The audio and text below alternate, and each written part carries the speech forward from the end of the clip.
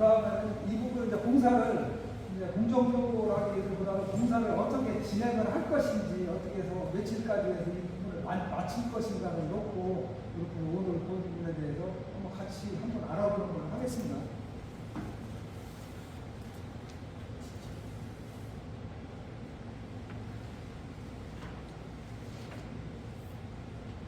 집을 이렇게 고치려고 하면 비용도 많이 들고 시간도 많이 들고 분야도 많고 한 가지 분야가 아니고 다 여러 가지 복합적인 이런 부분이 결정이 되거든요. 비장도 있고 방수도 있고 고장도 있고 페인트도 있고 도장 페인트 똑같은 거 그다음에 이제 설계공사도 있고 전기공사도 있고 바닥공사 이렇게 여러 가지가 복합 중복돼서 이렇게 나오는 경우가 있습니다. 그런 경우를 할 수 있는 부분 범위로 해서 분류를 해야 되고 그거를 이제 어떻게 해서 저렴하게 가장 빨리 가장 신속하게 이 부분을 해서 공사를 완료를 하고 초기의 목적을 건축주가 주인이 요구하는 그 범위 금액을 가지고 품질을 완성을 해줄 것인가 라는 걸 가지고 나는 이 부분을 어떻게 하겠다 내 기준으로 철저히 되는 거예요. 내 기준으로.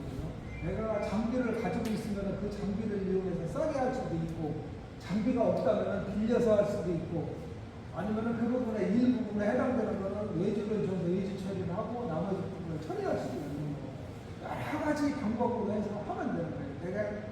내가 처해진 환경과 조건을 가지고 하는 거니까 그 부분 그 정도 한다고 보면 되는데 혹시 이 순서라든가 이 부분에 대해서 혹시 뭐 궁금하신 부분 있으신가요?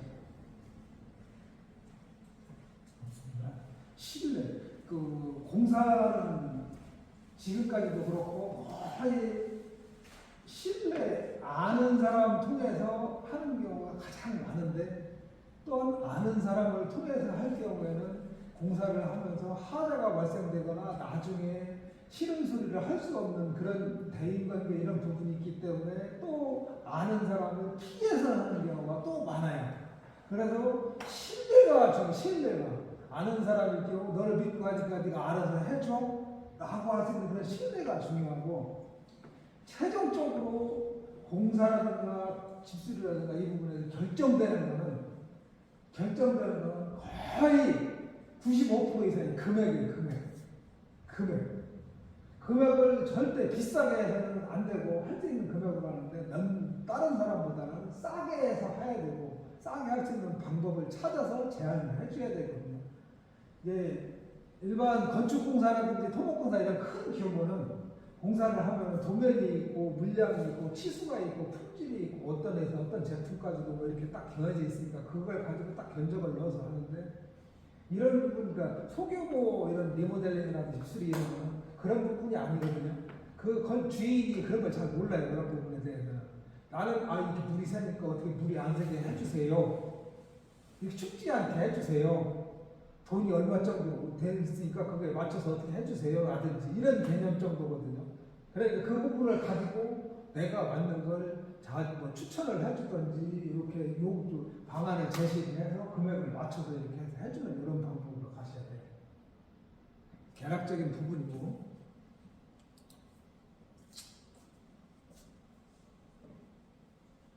그러면은 집은 어떻게 이제 고장이 나든지 오래돼서 물리적으로 이제 하자가 있든지 뭐 물이 새거나 결로가 생기거나 어디가 파손이 되거나 소단이 떨어지거나 이런 거 했을 때 그런 부분을 해당되는 부분이고 그러면 어떤 의의가 들어오면 그 부분에 일단 공사 범위나 일정을 계획을 한 다음에 이제 현장을 방문을 해야 되겠지. 현장에 가서 뭐가 어떻게 고장이 났고 파손이 됐고 어떻게 고칠 거고 어떤 정도의 그 품질 퀄리티를 가지고 이걸 진행을 할 것인가를 물어보고 그거에 맞는 걸로 해서 이제 우리가 이제 계획 설계까지는 안 하는데 자재를 어떤 자재를 쓰고 이렇게 해서 할 것인지 견적을 내야 되잖아요. 이제 견적을 내는 게 중요하고 그렇게 이제 견적을 내면 그 견적을 낸 걸 가지고 그건 주인하고 계약을 해야 되고 그 기간을 설정을 해서 이렇게 진행을 하는 거고 진행을 하다 보면 이제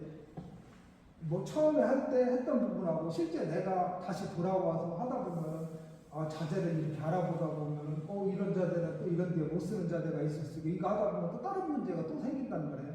방수만 해서 하기로 했었는데 방수를 하기 위해서는 그 부분도 뭐 에어컨 실외기로 옮겨야 된다는 말이에요. 그럼 에어컨 실외기 옮기는 비용이 또 추가적으로 들어갈 수 있는 이런 부분도 있고 그런 부분을 잘 정해서 의리가 들어오면 일단 가서 요구하는 얘기를 듣고 사진을 다 분야별로 찍고 사진하고 동영상을 쫙 찍어가지고 얘기하는 소리 다 좀 메모를 한다는 그런 일 했다가 나중에 이 심적인 부분을 다 저기를 다시 체킹을 해서 보고 다 실측을 해서 줄자로 가지고 다 재야 돼요. 일단 재서 확인을 해야 돼요.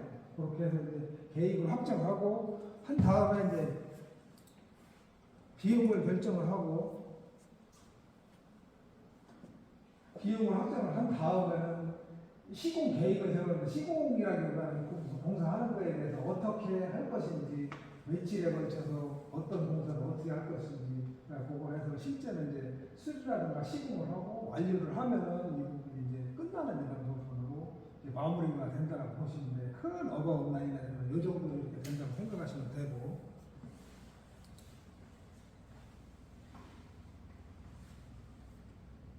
견적은 세부적으로 견적하려면 이 건축 기사라든지 이런 부분에서 한 실기에서 한 40% 정도 좌우하는 부분이 이 견적 부분이에요.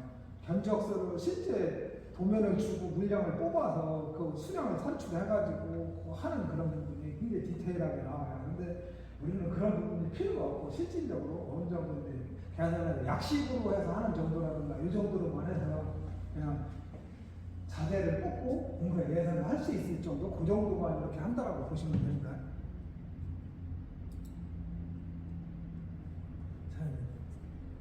공사비가 이제 공사비가 분야에 대해 복잡하잖아요.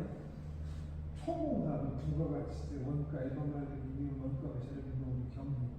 근데 이 돈은 인건비 아니면 재료비 아니면 경비 뭐 그거예요. 그거 얼마 남을 거 그거 복잡하게 생각하실 거고 내가 이 공사를 해서 재료비 얼마하고 인건비 얼마 해서 밥값하고 뭐 식대 뭐 기름값 이런 거 다 제하고 얼마가 남을 것이냐 그 부분만 적용을 하면 되고 이제 내가 봉사를 한다 하더라도 손해를 보면 안 되니까 재료비, 노인건비, 경비, 식대하고 이런 것까지 다 해서 또 제로 이상은 돼야 되잖아요. 그죠?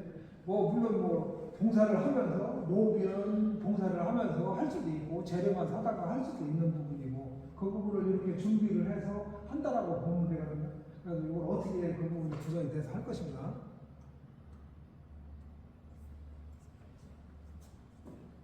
비목의 종류인데 종류도 뭐 깊이 이 정도까지는 필요 없고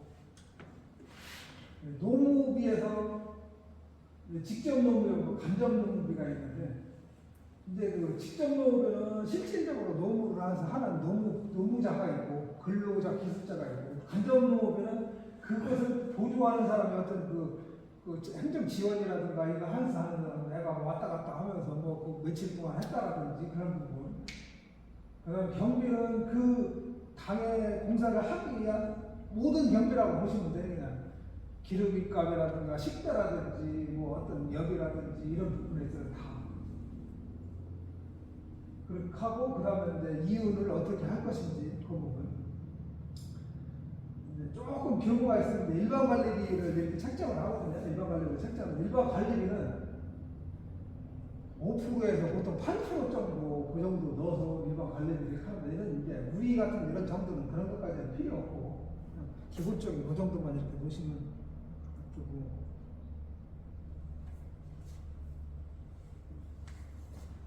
견적서 같은 경우도 이런 양식은 뭐 굳이 뭐 어떻게 뭐 정해져 있는 폼은 없어요. 내 연락처가 어떻게 되고 며칠 제출하고 총 공사 금액이 얼마고 이 부분에 있어서 뭐 이제 그 보도블록 수리를 한다. 보도블록 그 하는 그 부분 어디 저기인지 확정해 놓으셨나요? 보도블록 아직 안 하셨어요? 보도블록 하는 거 아직 안 하셨네. 오늘 그 사례를 중심으로 다음 주 정도에 그 현장 가서 실측을 한번 해보고 그 부분을 자제하고 뽑아서 하는 걸로 한번 하려고 하는 거예요. 그 보도블록 할 때 그 주인 그 부분은 아직 얘기 안 됐어요?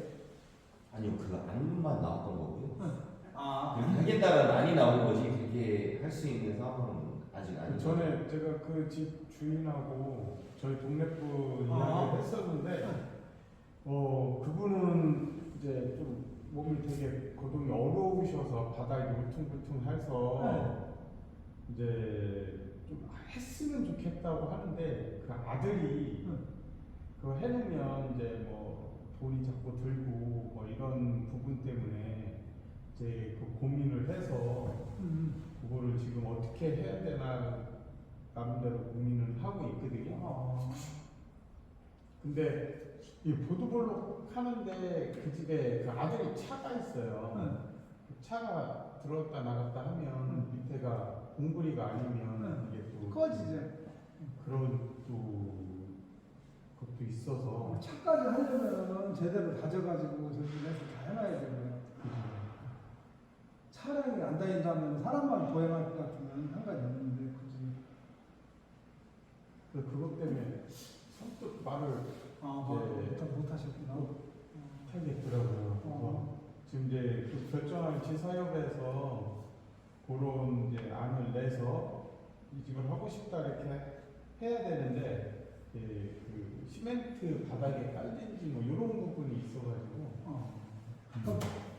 다음 주쯤인데 그 실습하고 봉사하고 하는 부분을 가서 확인하고 하는 부분은 안 될 수도 있겠네요. 네, 그건 좀 아직 조금 밀린 거. 그러면 어디 사례를 가지고 그냥 하는 방법으로 저기를 해서 가야 되겠네. 실질적으로 하면. 작성은 이런 식으로 해서 작성을 하는 거고요.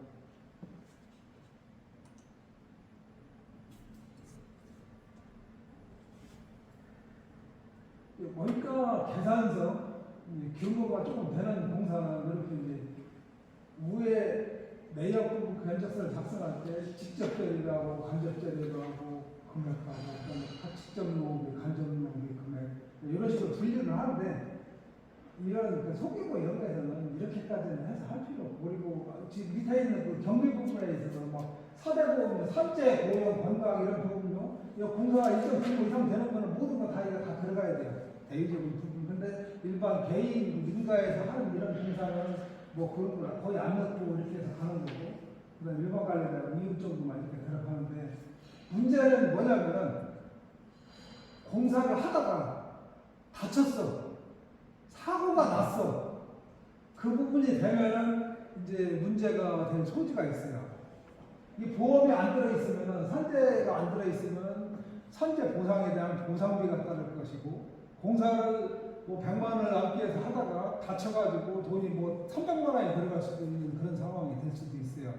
그런 부분에 있어서. 그러니까 그 보험이라든가 이런 부분에 대해서 일반 그러니까 그 없는 법인이라든가 이런 게 없는 상태들은 그런 부분이 우려가 되는 부분이고 회사라든가 법인 차원에서 이렇게 들어가서 하면 상관이 없고 근데 작은 공사도 산재보험 신고를 다 하게 되니까 가장 우려해야 되고 조심해야 될 부분이 안전 부분, 산재라도 사고가 난 부분이라든가 이 부분을 굉장히 조심해서 해야 되고 다쳤을 경우에 그 부분을 굉장히 민감한 그런 부분이거든요. 그 계약할 때 그런 부분에 따라서 그래서 그 만약에 다친 그런 저기가 발생할 경우에는 건축주가 주인이 이렇게 해서 한다라는 직영공사 형식으로 추진을 한다라고 이렇게 보면은 될 것 같아요. 그렇게 해서. 일반 소규모 어쩌라는 거 않고 일반 소규모의 그냥 간단하게 뭐 공사하면서 만약에 작업자가 다치거나 하면은 보통 작업자가 다 지금은 알아서 다 치료받고 이렇게 하시나요? 그래요? 마찬가지로 그러면 다 그거 다 해줘야 돼서 그래요? 사용자가 사용하는 그 저기가 다 해줘야 돼서 일용자가 됐든 뭐가 됐든 간에 그러니까 그러면 본인이 1인 사업자가 보통 할 때는 그냥 그 계약 상대자는 별로 그런 문제 가지고 다툼 여지가 없을 것 같아가지고 이렇게 정식적으로 문건을 짜지 않는 그런 조그마한 공사 있잖아요. 뭐 예를 들어서 100만 원짜리 공사가 그냥 말로 해가지고 그냥 구두레로 이렇게 해가지고 그냥 하는 공사가 한 그래서 그런 거를 피해나가려면 직영공사 형식으로 해서 하면 돼요. 주인이 해서 하는 식이고 나는 이 부분에 있어서 이런 부분 내 기술적인 부분이라든가 이런 부분 하는 부분을 해서 도와주는 지원하는 형식으로 해서 하고 나는 공사만 하고 나머지는 다 알아서 해주세요 라고 이렇게 이런 식으로 가면 직영공사로 해서 건축주가 진행하는 방식으로 해서 가면은 주인이 하는 거고 총체적으로 총액으로 해서 조국을 해서 이 공사에 대한 모든 걸 내가 다 떠안아서 하겠다라고 하면은 총액으로 방식으로 해서 다 책임을 져야 되는 거고 일반 건축공사, 토목공사 같은 경우는 거의 총액으로 해서 다 거의 책임지는 이런 형식이에요. 그래서 이제 면허를 가진 사람이나 안 가진 사람이나 차이라든가 이런 부분이 만약에 그런 부분이 생겼을 때 법인이라든가 이런 부분에 있어서 그런 부분까지 다 책임을 지고 다 하는 건데 일반인은 그런 게 없는 거죠. 그 용역을 불러서 쓸 때는 어떻게 돼요? 용역을 불러 쓰더라도 불러 쓴 사람이 다 해줘야 되는 거죠. 주인이 불렀으면 주인이 하고 그렇죠. 건축 저기서 부르면 건축. 네. 그걸 피해나가려면 거의 이제 직영공사 주인이 공사를 다 하는 걸로 가고 나는 공사만 이렇게 할 테니까 나머지는 다 알아서 해주세요. 계약서도 문구 하나 넣어서 이렇게 해서 가면은 그렇게 할 수도 있어요. 그러면 그런 건 인허가와 상관없어요? 상관없어요. 인허가 없이 하는 공사. 이런 건 수리 이런 거는 거의 이런 없다라고 보시면 돼요. 이런 없다라고 보시면 되고 단순 노무 네. 노무 관련해서 네. 상대방하고 협의하고 진행하더라도 그런 부분의 다툼은 명확하다 이런 말씀. 그렇지. 계약서상에 그런 내용이 안 써 있어도 그렇게 안 써 있으면 분쟁의 소지가 있어요. 그래서 그 직영공사에 주고 가능한 표현을 해서 쓰라는 얘기고 그런 거를 이게 많이 발생을 하고 그런 부분에 문제가 생기면 작은 게 아니기 때문에 이 시절 같아요.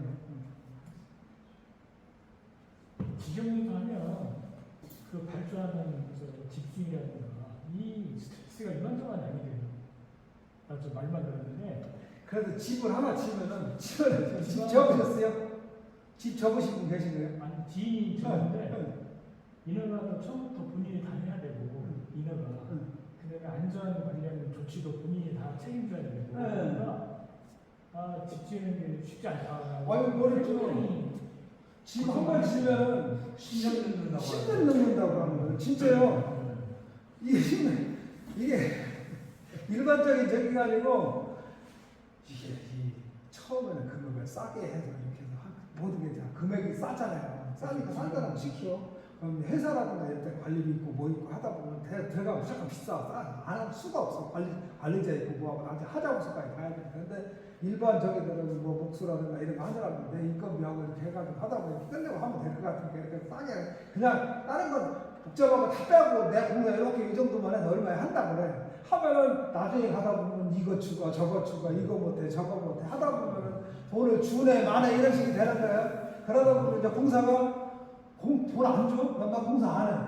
너 공사 안 해? 법적으로 할 거예요. 둘이 붙는 거인데 이게 이렇게 붙어서 공사가 서요. 하다가 서가지고 이게 한 10달, 몇 달이면 될 것이 6개월, 1년, 2년 막 이렇게 늘어지는 거예요. 그렇게 하다 보면 돈은 준 게 있으니까 안 할 수도 없고 이 사람 받은 게 있으니까 안 할 수도 없고 결국은 막 이렇게 얽히고 설켜가지고 하지도 못하고 안 하지도 못하고 할 수도 없고 안 할 수도 없고 울며 겨자 먹기 식으로 불러다가 이게 다 섞여 있으니까 또 시키면 돈은 돈대로 들어가고 나중에 그런 식이에요. 이 하자는 하자대로 생기고 그런 부분이에요. 그래서 이제 그런 부분을 방지하려고 조금이라도 알고 하시는 분들이 이렇게 해서 하시면 좋지. 그런 부분 많아요. 그런데 아까도 얘기했지만 시작할 때 모든 결정되는 부분이 돈이라고 했잖아요. 금액이라고 했잖아요. 싸니까 여기는 5천만 원이라고 하는데 여기는 한 4,500에 한다고 했단 말이에요. 5천만 원, 최소한 4천만 원 한다고 1,000만 원 차이가 나잖아요. 근데 보통 사람이 보기에는 똑같은 걸 가지고 똑같이 하는데 얘는 4천에 하고 얘는 5천에 한다고 하면 네가 얼마나 좋은 제도로 하는 모르겠어. 이 사람이 그 좋은 제도를 해서 다 한다고 하는데 이 사람이 못 한다고는 안 하거든요. 좋은 걸 해서 최대한 다 한다고 하지. 그럼 그 아는 사람 주인 입장에서는 그렇게 해서 해달라고 해서 결국은 다 싼 데로 가요. 거의 99%라고. 그렇게 해서 가면은 그걸 악용하고 사이사이가 굉장히 많아요. 하다가 안 되는 부분, 견적이 안 들어간 부분, 뭐 별도 부분 이런 부분 하다 보면 문제가 생기는 거예요. 그래서 지금 서울 같은 경우는 이 집수리라든가 이런 부분이 이제 계약이라든가 이렇게 안 하는데 업체까지도 다 시에서 등록을 해가지고 등록한 업체 저기를 해가지고 승인을 내주고 그 사람들한테 해당할 경우 그런 거 발생되지 않도록 이렇게 해주는 그런 것까지도 저기를 해서 해줘요. 그렇게까지 이렇게 하고 잠시 조금 쉬었다가 다음 이어서 하는 걸로.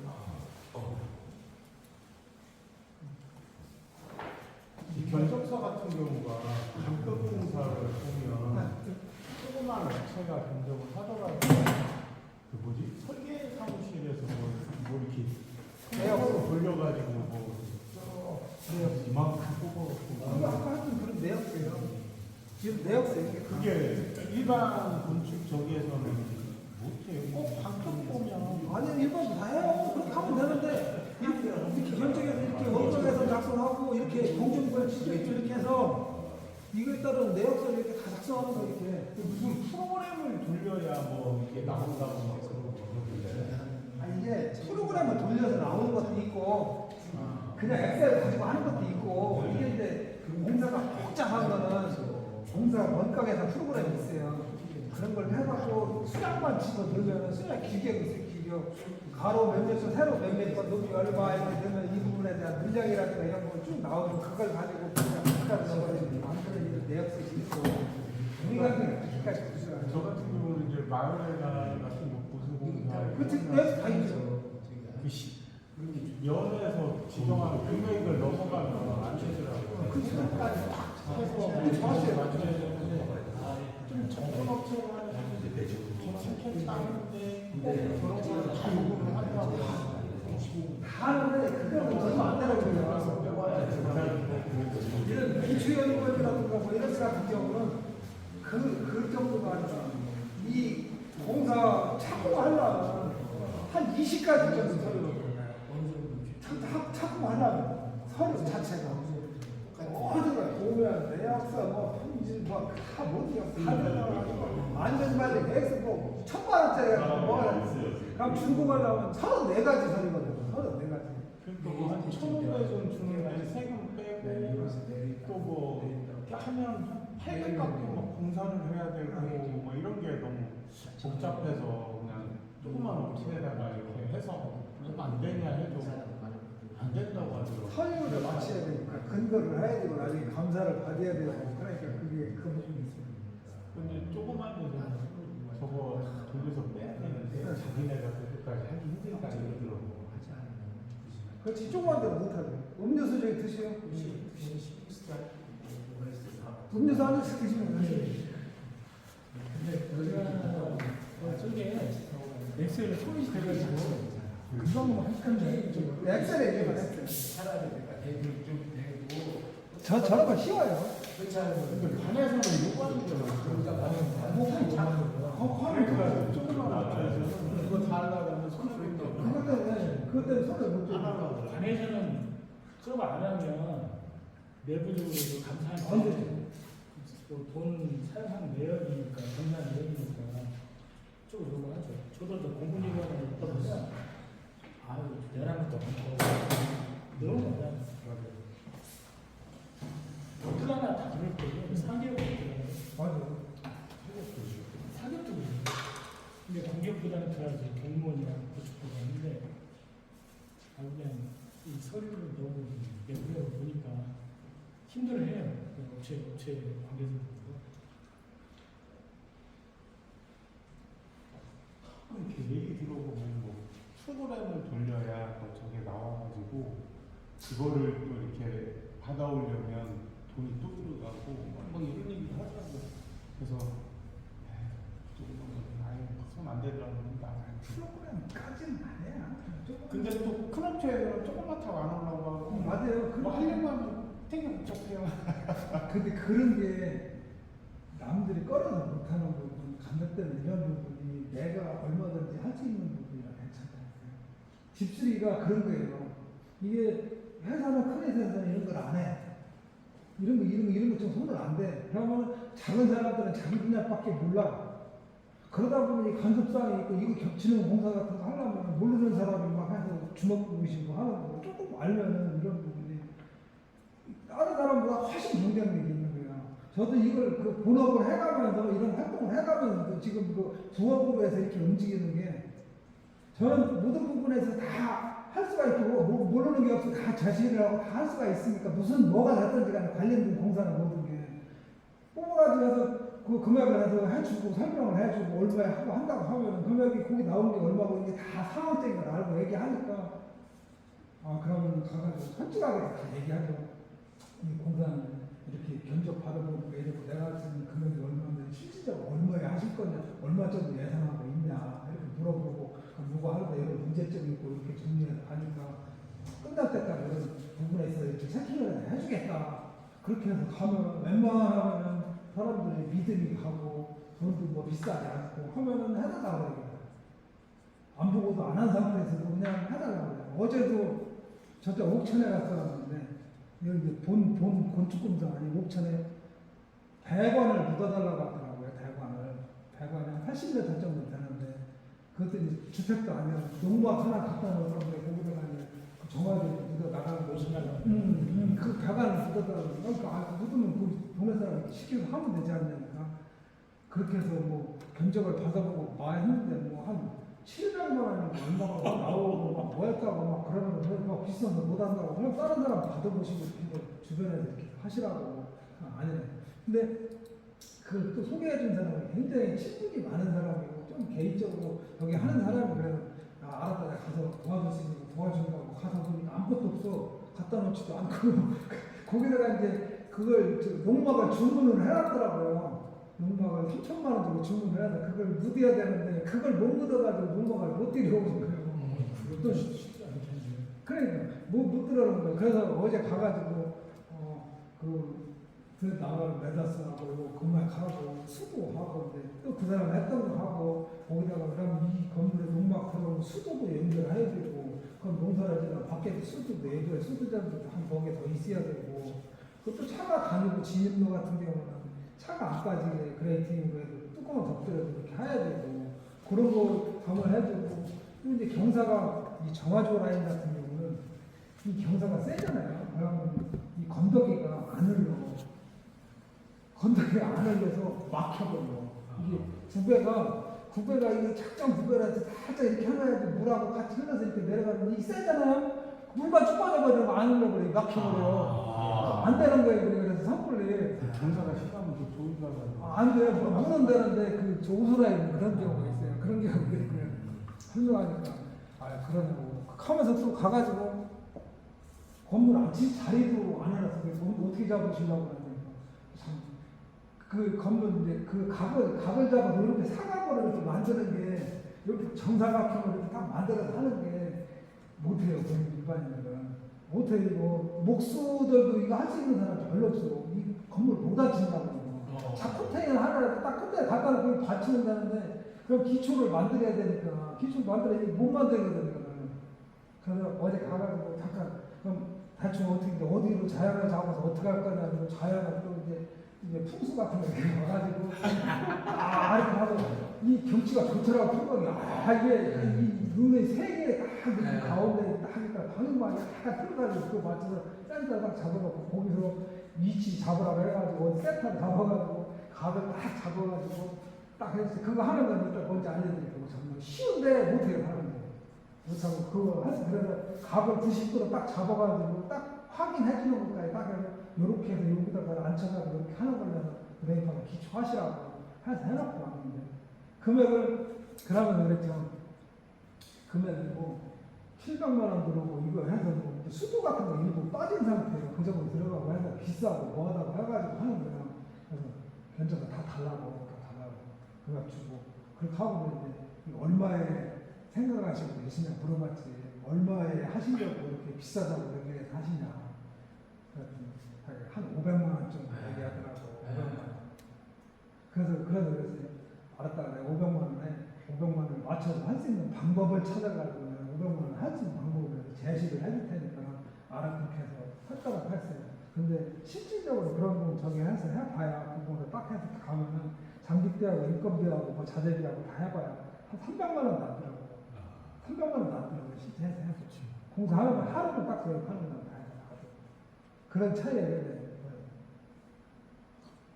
그런데 왜 700을 불렀을까 그 사람? 이윤을 많이 남기겠지. 이제 사람들이 시골에서 저기 하면 이제 모르는 사람 같은 거 먹고 막 이렇게 하는데 사람 보고도 면접 같은 거 이렇게 하고 그래서 그꼭 바꾸려고 하면 이거 비싸게 해놓고 해버려요.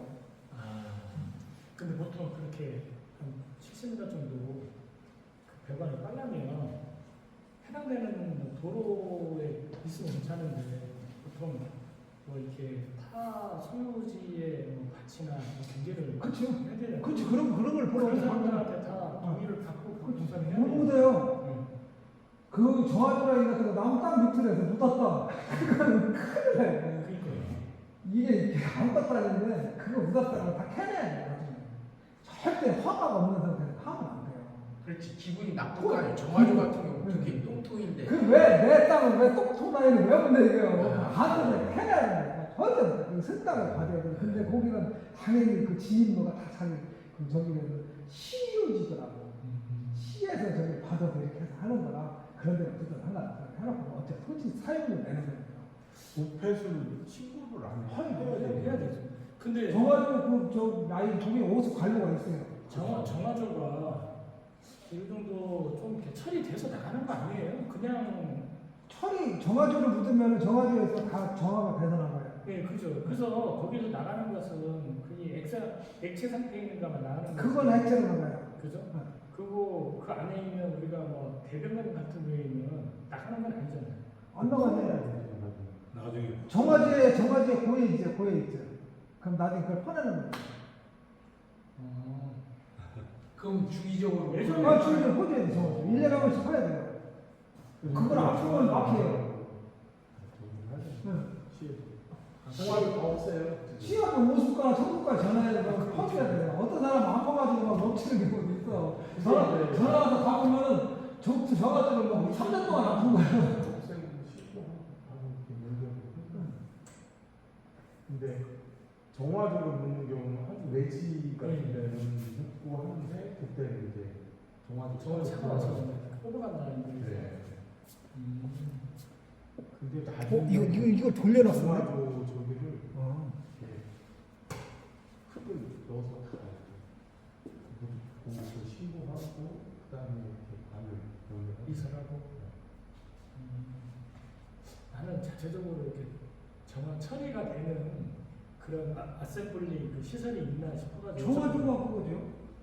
그럼 거기서 처리돼서 나가는 거 아닌가요? 저희 새 사는 데가요 3층 건물인데 밑에 뒤쪽에 보면 크게 있어요. 이렇게 기계가 이렇게 움직이기도 하고 하는데 결국에는 물만 나가는 거고 블랙이는 정화조 차가 와서 뭐 2년 한 번씩 큰 건물들도 그렇잖아요. 우리 직장 같은 데도 정화조가 다 따로 있어가지고 큰 건물이고 관공서에도 정화조가 따로 있어가지고 1년에 한 번씩 이제 정화조 차가 와서 덮어가지고. 근데 이제 저희는 이제 오폐수 그게 이제 들어오니까 들어오고 관리 그거를 직접 이제 보내는 거예요. 묵 직접 이렇게 빼라고 해서 이제 묻은 거 그 사진 확인해서 신고하고 이제 오수 관로가 시에서 운영하는 오수 관로가 오수 처리장으로 연결되어 있는 관로가 있는 관로를 뽑으면 돼요. 관로가 없는 데는 여기서 정화조에 받아가지고 내 건물에 나오면 정화조 받아 정화를 시켜가지고 방류를 해야 돼. 하수라든가 이런 쪽으로. 이 방류한 건 일일이 꽂아도 되고 그걸 방류를 해도 되고. 정화조는 저 동기가 된 거니까.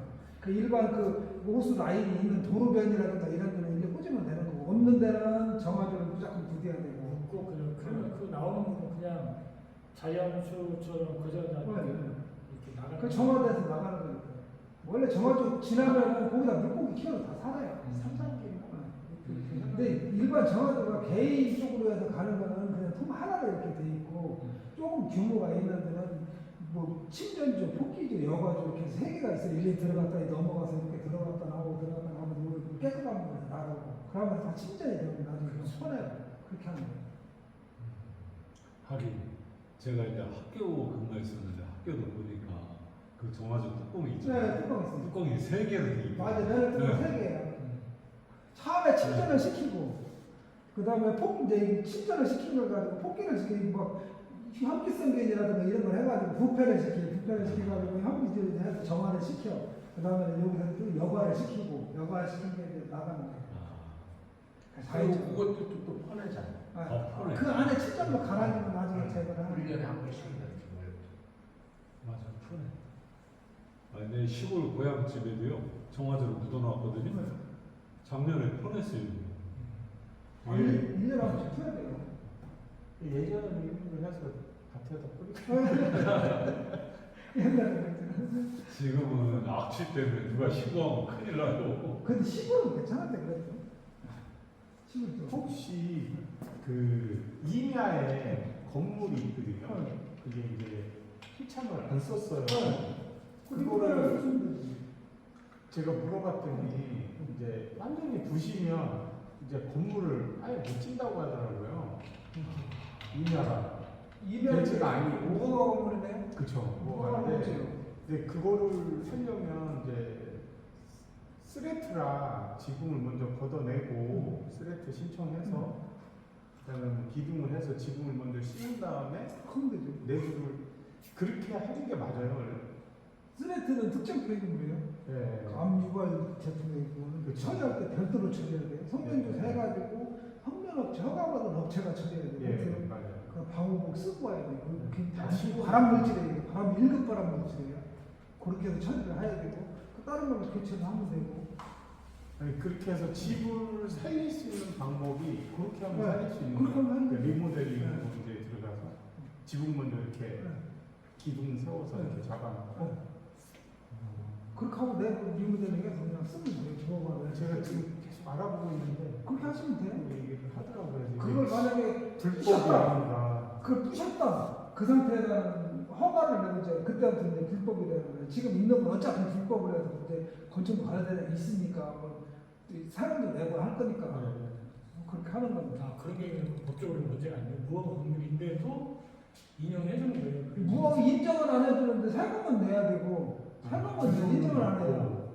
인정을 안 해요. 네. 안 하는데 무허가 건물도 소유권은 있어요. 네. 소유권은 다 상속되고 다 해요. 아니, 무허가 건물. 맞아요. 왜냐면 제가 시골 집이 우리 증조부 때서부터 사는 집인데 나무를 지은 집. 이거 무허가예요. 옛날 무허가 좀 많아요. 옛날 집은 이게 이제 건축 행위를 할 때 시나 군에다가 뭐 이렇게 허가를 내서 지은 게 아니니까. 그래야지. 그러니까 무허가예요. 지금도 보니까 여기 선생님 말씀대로 무허가인데 뭐 가옥세라든지 이런 거 다 돼요. 아, 세금은 내? 세금하고 틀려요. 세금하고 소유권하고 틀리고 등기하고 이 소유권하고 또 틀려요. 등기는 그럼 났어? 아 저기 무허가는 등기가 안 나요. 등기 못했죠. 가옥대장만 있다고. 가옥 대장은 시군구청에서 세금을 내기 위한 게 다 네.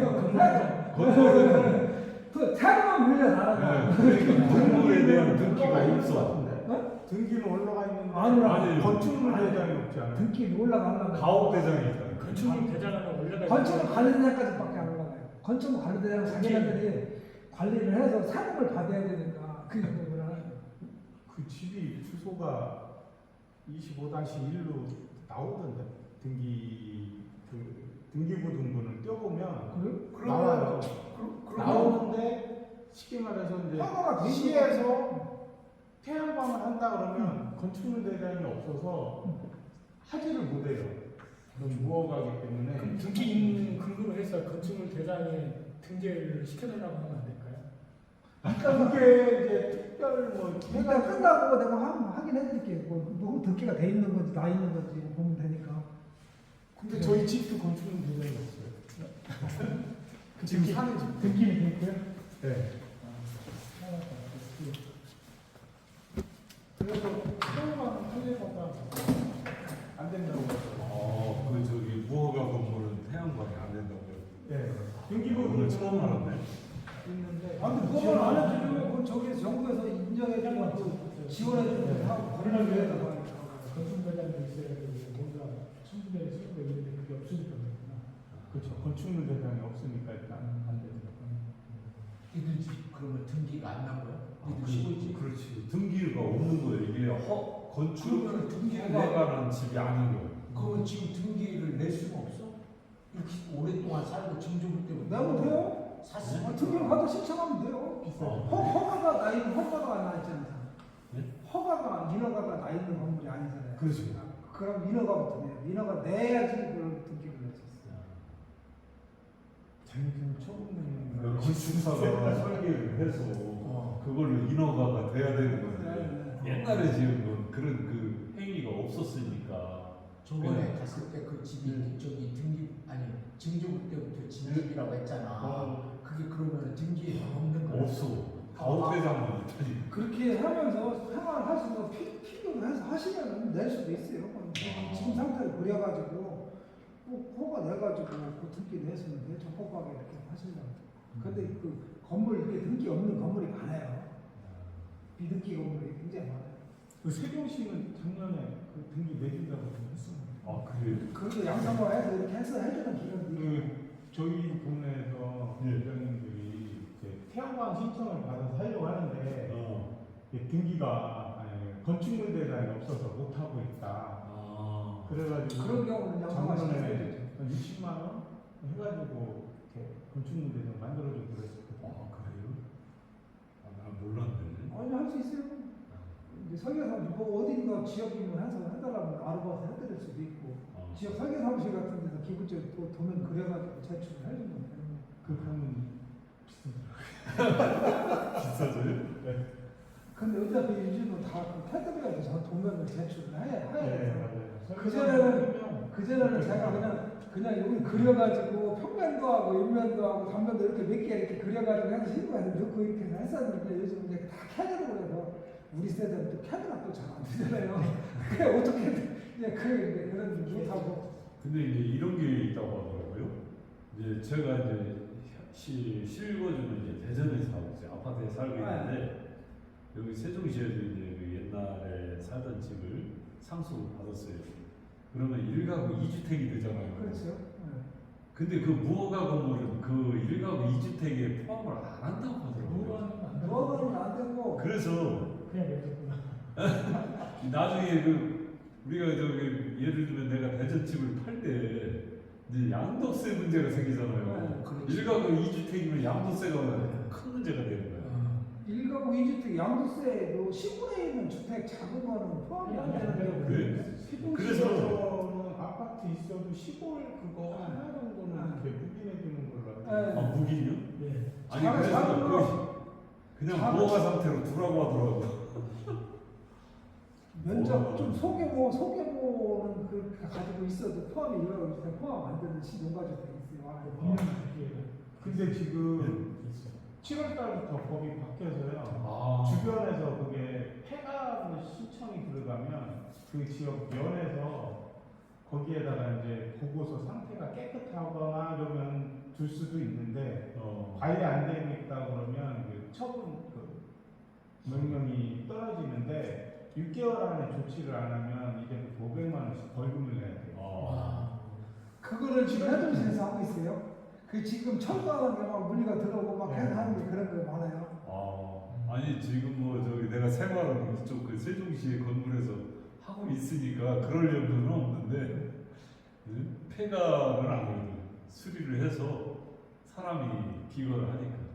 저도 그래서 지금 좀 말씀드린 게 자꾸 알아보고 있는데 사람들이 뿌시면 어차피 거기다는 아무것도 못하니까 그 지붕을 먼저 이렇게 스레트 철거하고 지붕을 세워라 막 이런 얘기를 하시더라고요. 근데 사용을 하고 깨끗하게 해놓은 거 있잖아요.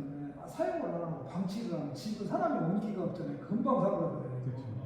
이게 사람이 살면 안 사그라드는데 없으면 금방 사그라들어요. 냉동실하고. 그래서 풀자라고 막 사람들은 막 하면 금방 신고 들어가서 그래서 하도 그 사회적으로 빈집이 문제가 돼서 그걸 지금 법으로 다 만들었잖아요. 원들은 과태료를 막 때릴 수 있게 해놓고. 그래 그거 양성화를 막 시켜주려고 수리하고 막 하는 거예요. 그게 빈집이 자꾸 늘어나는 게 가구 수 인구도 계속 줄잖아요. 인구도 짓고 다 도시로 나오고 살 사람도 없고 상속은 받았는데 선생님 저 이렇게 상속을 받아놓고서 있는데 혹시나 들어가서 살라고 이렇게 해서 가는데 가서 살기가 쉽지가 않아요. 그냥 방치를 지나가고 보니까 그 집은 다 이렇게 부러지려고 이런 상태가 돼버리고 하다 보니까 이제 아까 얘기하셨던 대로 이제 시라든가 관할 행정관청에서 보고서 이제 그 신고 들어오고 가서 봐야 되니까 보고 나서 안 쓰는 집이다 그러면 언제까지 처리를 해라. 안 치우면 그냥 과태료 때려버리는 거예요. 또 나중에 6개월에 또 끝날 수도 있고 그런 경우에 시 자체에서 하는 거예요? 아니면 법으로 그렇게? 법이 다 조례에 다 규정돼 있어요. 해동시에도 그 조례 통과해가지고 올해부터 그게 해당해요. 금전부터요? 법이 각 지자체마다 틀리니까 그게 조례에 따라 하는 거예요? 네. 긴 집이 사회적으로 굉장히 다 문제가 되죠. 여기저기 다뭐그 승낙마가 되는 데가 그것까지 되면서 막 우범 지역도 되지 그게가 무조건 할 건 없더라고요. 자, 그리고 이제 계약서를 작성할 때 이제 그 세 번째 줄 보면 목적물 위치가 어디고 당사자가 뭐고 공사 금액이 얼마고 범위가 어떻게 내용이 되고 대부분 돈 실질적으로 제일 중요한 돈이잖아요. 돈을 얼마를 어떻게 언제 받을 거냐 계약할 때 뭐 30%를 받을 거냐 50%를 받을 거냐 10%를 받을 거냐 아는 사람 같으면 뭐 한 절반 달라고 하고 나중에 끝나면 절반 주세요라고 할 수도 있고 그런 부분 계약서를 작성하지 않고 구두로만 계약할 수도 있고 그런데 가능한 계약서는 작성을 해서 그렇게 약정을 해놓는 게 좋지요. 서로 좋고 확실하게 저기가 돼요. 여기서 이건 중요한 내용이 뭐냐면 공사를 계약을 했어요. 계약금을 만약에 이제 1억 원짜리를 계약을 해서 계약금 10%를 받아서 1,000만 원을 받았어. 그러면은 그 1,000만 원을 받은 그 계약을 해제를 할 수 있다 없다? 할 수 있다. 있다. 그러면은 이 돈을 받은 사람은 2천만 원을 상환하고 해약을 하면 되고, 그죠? 예. 건축주는 그 1,000만 원을 포기를 하면 되는 거고, 할 수 있다. 자, 그 뒤에 하루 당일날이든지 계약한 이후, 당일 그 이후로 50만 원을 추가적으로 해서 돈을 줬다. 계약할 수 없다. 그렇게 할 수, 아니, 계약을 파기할 수 있다 없다? 없다. 없다 또요. 있다 없다. 계약 파기. 잘 이해를 못했어요. 저도 잘 모르겠어요. 계약금을 주고 중도금을 50만 원을 지급을 했어요. 지급받은 상태에서 계약을 해약을 할 수 있다 없다? 없다. 중도금 줬으니까 계약은 존속시키는 거 아니에요? 없다. 저는. 네? 없다. 없을 거. 계약은 해지를 하거나 할 수가 있어요. 배액만 주면 돼요. 근데 중도금이 딱 넘어가면 그건 계약 해지 못해요. 그 중도금이라는 게 하나는 다 해줘야 돼요. 뭐 5천만 원을 중도금을 줘야 되는데 50만 원을 줬다 해도 50만 원이고 10만 원이고 중도금이라면 1억만 1억만 줘도 1억만 더 줘도 나가는 중도금으로 나가는 부분이 있으면은 그 부분 정리는 안 돼요. 근데 중도금 주는 부분도 뭐 당사자 협의하에 줄 수도 있고 계약서에 할 수도 있고 그런데 또뭐 건축주 같은 경우는 그냥 통장으로 그냥 쏴줄 수도 있는 거고 바둑이 인지되는 이런 상태고 그런 부분에 있어서 악용을 당할 수도 있고 그 부분은 정확히 아셔야 되고 그 부분에 선생님 그러면은 계약금을 언제까지 10% 주고 중도금을 다 써야죠. 언제 20%를 준다. 네. 언제 20%를 준다 했어요. 근데 그 사이에 예를 들어서 50원을 줬다. 그런 경우는 이게 인정이 돼요, 안 돼요? 그것도 못하는 걸로 알고 있어요. 그것도 중도금이 넘어가면은 의사와 상관없이 돈을 지급이 되면은 그게 중도금 지급 행위가 진행 상황으로 해가지고 아니 예를 들어서 오늘 계약금 주면서 한 달 후에 6월 30일 날 주기로 했다. 그런데 내일 50원을 줬다. 그러면 6월 30일 날 주기로 한 것이 중도금이지 이건 아니다라고 우길 수도 있죠. 그럴 수도 법적 분쟁은 생기는데 근데 중도금 명목으로 법리적인 해석까지는 못하고 뭐 법원에서 해야 될 부분이고 아무튼 그런 부분이니까 그런 부분 조심을 하시고 정리를 해서 하시라는 얘기고. 그런데 그 중도금은 6월 30일 날 준다고 약정을 했어도 6월 30일 이전까지는 중도금 낼 수 있는 그치. 기간에 포함이 될 수 있죠. 맞았어요. 그래서 까지인지 일인지 그게 중요해요. 2월 30일까지로 하면 네. 그 안에도 다 네. 그 소급이 되는 거고 일 준다 하면 그 날짜만 주는 자, 거고. 자, 그렇게 하고 계약을 해서 하실 때 이제 잔금이 있잖아요. 이런 소규모 공사 같은 경우는 나중에 만약에 하시거나 뭐 하고 하실 때는 계약금 10% 받고 하면은 사실 뭐 몇백만 원짜리에서 10% 받고 50만 원, 또 500만 원짜리 1000만 원짜리랑 10% 100만 원 받아가지고 뭐 되겠어요. 실질적으로 큰 공사 같은 거 모르는데 그 자재 준비하고 뭐하고 해야 되고 공사 기간이 얼마 되지도 않은데 힘들잖아요. 네. 저는 보통 저 같은 경우는 그냥 계약할 때 50% 주시고 끝난과 동시에 50% 달라고 정리를 해요. 이렇게 정리를 해요. 보통 끝나고 나서 그게 그 정도 이렇게 저기 해야 자재도 사고 인건비도 쓰고 이렇게 현금 같이 받수 있는 거 이렇게 하고 그 10%라고 10% 받고 끝나고 나서 중도금 받고 이런 게 좀 소규모 공사가 좀 복잡하더라고요. 이렇게 하는 거 맞더라고요. 그리고 마지막에 잔금을 받을 때 잔금 받는 부분을 그 하는 부분 받는 부분 주는 부분이 될 수 있는데 잔금이 1000만 원에서 500만 원 받고 나는 잔금 50%를 끝나고 나서 받기로 했어. 끝난 상태에서 문제가 하자가 걸릴 수 있잖아요. 주인이 하라고 했던 대로 안 할 수도 있고 내가 잘못할 수도 있고 주인이 또 한 얘기를 뭐 말을 바꿔서 번복을 할 수도 있고 지난번에 할 때 분명히 그렇게 하라고 해서 내가 그렇게 알아듣고 했는데 이게 아니라고 빡빡 웃기는데 아니면 톤을 안 쳐가면 참 난감해요.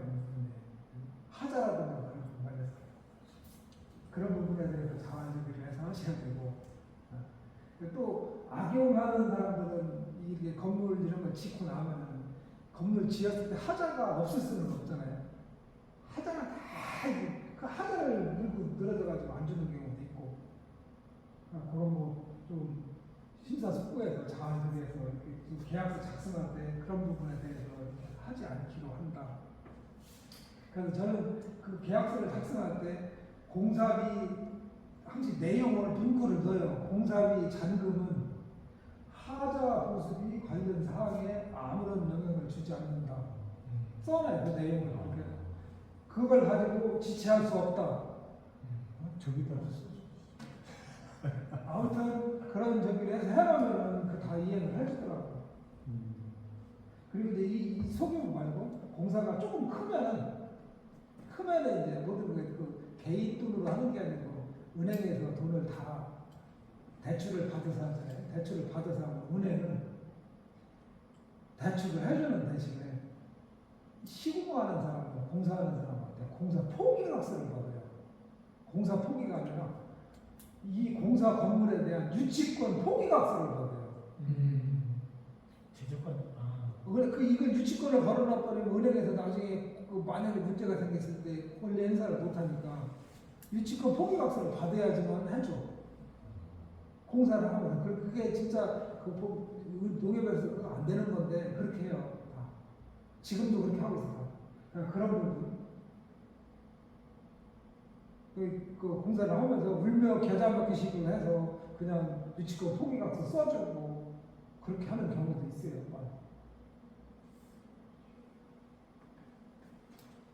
근데 하자보수 그것은 보통 그렇게 원래 잔금하고 관계없다고 하면은 그렇게 기업조건 누드려도 다 그렇게 수용을 해줘요. 보통 사람들이 계약서에 대해 작성을 하고 할 때 이렇게 얘기를 해주는 사람은 안 하고요. 그 사람에 대해서 인지를 하면 그거에 대해서 찾잖아요. 민원이라든가 이런 부분 걸려가지고 공사 기간이 연장된다든지 그런 부분 해결할 수 없는 부분이 발생했을 경우 공사 기간은 그때 다시 연장할 수 있다는 이런 내용이 한다든지 그런 내용이 들어가 있는 거에서는 저기를 안 해요. 근데 이게 공사 금액이 이제 크잖아요. 그러면 나중에 분쟁이 생기면은 참 막 별걸 갖고 다 저기를 하긴 하는데 그래서 계약할 때 이런 부분에 있어서 꼼꼼하게 저기를 해야 되고 사람이 돈이라고 나하고 생각이 같지가 않기 때문에 항상 이게 차이가 있을 수밖에 없어요.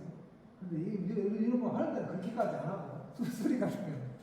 자 여기서 공사비용 금액, 지불 주권, 내용, 변경, 하자, 이행, 권리형도 의무고 분쟁해가 있던데 법적으로 문제 안 되게 돈만 잘 받고 마무리 인증기 해주고 그다음에 하면은 나중에 하자 보수를 꼭 해줘야 되는 거고 그거에 대한 하자 보수까지도 감안을 해서 하셔야 돼요. 나중에 뭐안 했다고 하면 안 되니까.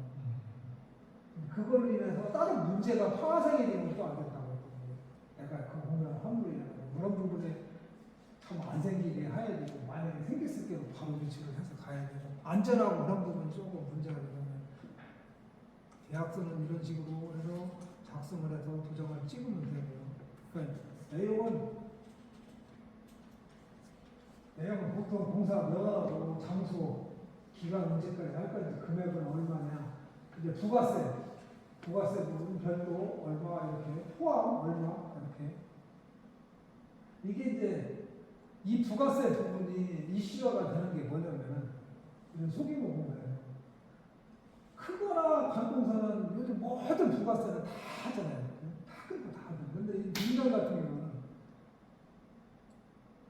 한 주민이 집을 고치는데 1,000만 원이 들어가. 근데 부가세는 100만 원이잖아요.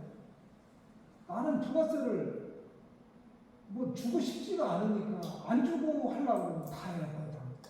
거의 다 안 주고 저기 해서 하려고 하지 그 부가세인 그걸 끊어가지고 신고해서 하려고 안 해요. 그 부분이 사각지대에서 그 부분 다 저기 하셔야 돼요. 그러니까 원가가 더 들기 때문에 부가세 내가 100만 집을 원이 수리를 맡길 때 내가 굳이 부가세까지 주면서 할 필요가 없다라는 거죠. 그렇죠. 그 사람은 그걸 가지고 환급을 받을 수 있는 여건이 안 되니까. 그렇죠. 일반 기업이라든가 회사는 환급을 받잖아요. 네. 근데 개인 못 받으니까. 소멸돼 버리니까. 그리고 내가 그 조그만 공사 1,000만 원짜리 하는데 굳이 그러니까 부가세 환급도 못 받고 하는데 내가 왜 별도로 부가세를 줄 필요가 뭐가 있냐 이런 생각을 하시겠지. 그건 되게 사람들이. 일리가 있는 거예요. 크다니까요.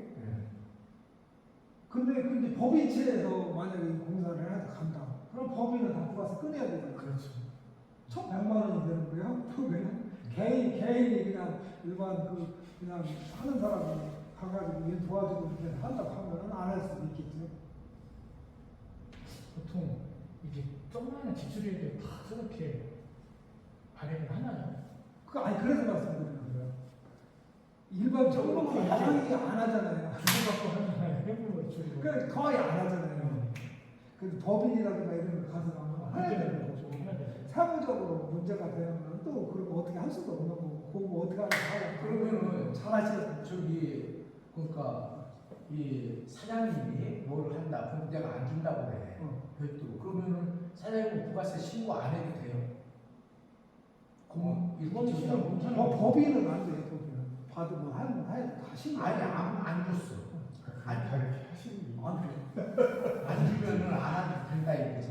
계산서 계산서 없는 공사는 안 해요. 법인에서는 법인에서는 계산서 없는 저 명분 없는 그 지급이라든가 명분 없는 공사라든가 이런 부분을 안 해요.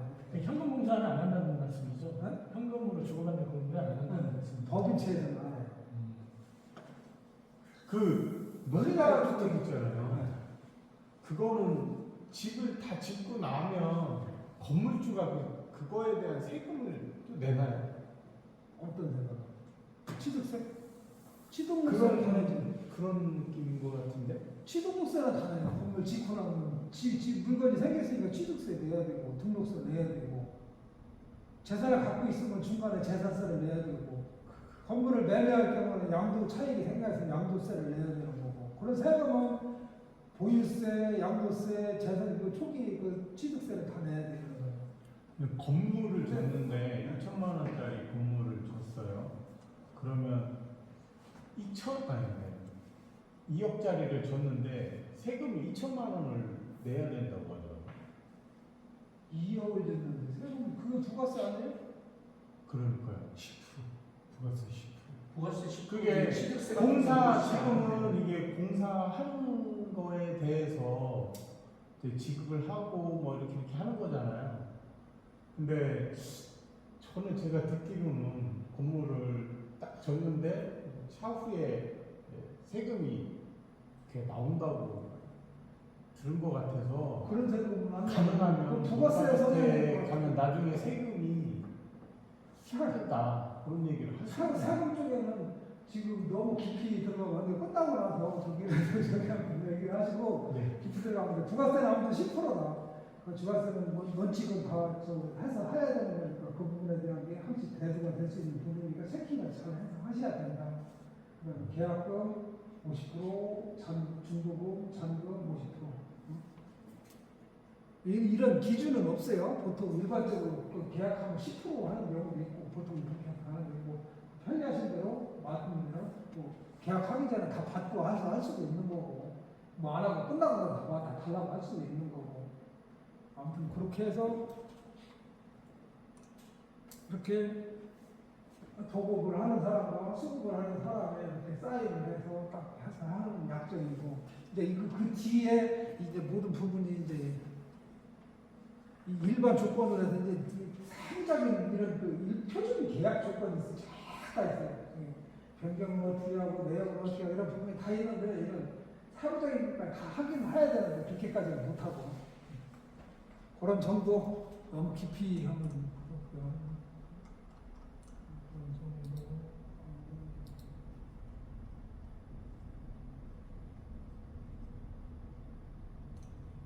자, 이제 공정인데 스케줄인데 이 스케줄을 이제 공정교, 양식교 여러 가지가 있어요. 여러 가지가 있고 공정교를 해서 많이 이제 이거는 이제 가장 기본적으로 가장 쉽게 쓰는데 바차트 형식이라고 하는데 막대 그래프라고 하지 일반적으로 막대 그래프 그냥 날짜별로 해서 이렇게 막대 그래프 형식으로 해서 언제까지 이렇게 하겠다라고 해서 표현하고 하는 정도가 가장 쉽게 이렇게 해서 사용할 수 있는 이런 부분이고 이걸 하면서 특기사항이라든가 뭐 이런 사항을 이렇게 적어서 언제까지 한다라든지 이렇게 꼭 굳이 안 하더라도 이렇게 뭐 메모를 한다라든지 이렇게 해서 진행할 수도 있는 거고. 근데 이제 여기서 이렇게 각 공사별로 이렇게 진행을 이렇게 정리해서 이렇게 해보면은 간섭되는 공사가 있잖아요. 간섭되는 공사가 어떻게 되면 이게 끝나고 나서 해야 되는데 이전까지 가야 되는데 이렇게 이제 정리를 하고 움직일 수가 있잖아요. 보여야 이렇게 어디가 문제가 되고 이거 끝나면 그 다음 공사가 안 되고 이렇게 되는 그런 경우 그러니까 빨리 끝낼 수 있는 거 줄일 수 있는 거 줄이고 이렇게 해서 뭐 중요한 자재라든지 이런 거 저기 해가지고 꽉 할 수 있는 그런 정도. 계략적으로 어바웃은 대충 이제 그 정도로 이렇게 보시면 되고 다음에 이제 제가 어제 얘기했던 그 보도블록 그거 하는 거에 대해서 그 실질적 실측을 해서 봉사활동 하는 걸로 생각했었는데 아직 그 부분이 확정이 안 되셨다고 얘기를 해서 그러면 이걸 가지고 오늘은 그 견적 그 수량 뽑는 거에 대해서 간단하게 저기를 한번 해보도록 할게요. 같이 그 연습장 그 뒤쪽에다가 이 먼저 그 자재를 구하려면 자재 양을 뽑아야 되잖아요. 양을 뽑으려면 첫째 길이로 해서 뽑아야 될 게 있어요. 길이. 건물 짓는데 길이로 해서 뽑아야 될 게 뭐가 있을까요? 길이. 기둥 같은 거 아니 그냥 저 조적식권을 길이 수량이라든가 뭐 이런 거. 길게 늘어져 있는 거 같은 경우는 길이로 보면 돼요. 판넬 같은 거 이런 거 이제 자 벽이나 기둥 뭐 이런 거. 선으로 돼 있는 거 길이, 면으로 돼 있는 거 면적, 부피로 돼 있는 거 최적. 이해 가시죠? 예.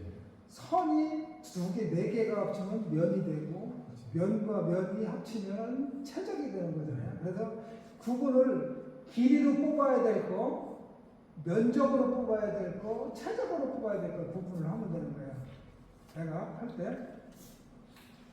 그래서 이제 길이로 해야 되는 거는 여기서 보면 건물 외부 쪽에 몰딩이라든지 길게 쫙 들어가서 가는 몰딩이라든지 여기다가 무슨 그 색상 있는 뭘 저기를 해서 뭘 하나를 심는다든지 이렇게 했을 때 길이가 좀 얼마고 이런 경우 그 다음에 무슨 난간대 길이가 뭐 얼마고 이렇게 이런 거 길이로 해서 저기를 해서 견적이 몇 메타 이렇게만 하면 돼요. 그런 것 정도. 길이로 해서 잴 수 있는 거는. 그 다음에 이제 면적으로 할 수 있는 거는 요 바닥에서 보면 바닥 타일을 깐다든지 이 타일은 뭐예요? 면적이잖아요. 그죠? 가로 곱하기 세로 면적으로 풀어야 되는 거예요. 그 다음에 페인트를 칠한다든지 페인트 칠하는 것도 저것도 가로 세로 면적으로 해야 되는 거고 천정 같은 거 이런 거 탁스 같은 거 뭐 이런 걸 한다고 하면 이런 것도 면적이죠. 가로 세로 면적. 근데 이 전등 같은 거 이런 걸로 하면 어떻게 돼요? 전등은 그것도 면적. 면적 될 수도 있고 이게 개수 이런 거 이렇게 개수 수량 면적 안에 몇 개가 그렇지. 가로세로 면적 안에 이제 몇 개를 해서 할 수도 있고 실질적으로 수리 같은 거 이런 거 몇 개 뭐 이렇게 개수 그거에 따른 그런 식으로 이제 뽑아서 이제 분량을 저기 해서 가는 거예요.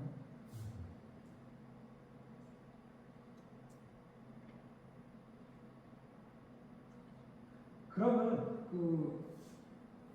지금 한 15분 20분 정도 저기를 해서 지난번에 보도블록 그거 해서 가는 걸로 했으니까 다음 주에 보도블록 하는 저기를 해서 한번 실습을 해보면 안 돼. 거기 가서 현장 뭐 가서 보는 거는 상관이 없는데 지금 이제 6월달에 지역사회복장 협체 새로운 분들을 지금 5월까지 신청 받아서 첫 회의를 6월에 해요. 6월에 해서 하자마자 그 안건이 바로 들어갈 수 있으려는 거. 그거는 뭐 제가 얘기를 하면 되긴 할 것 같습니다.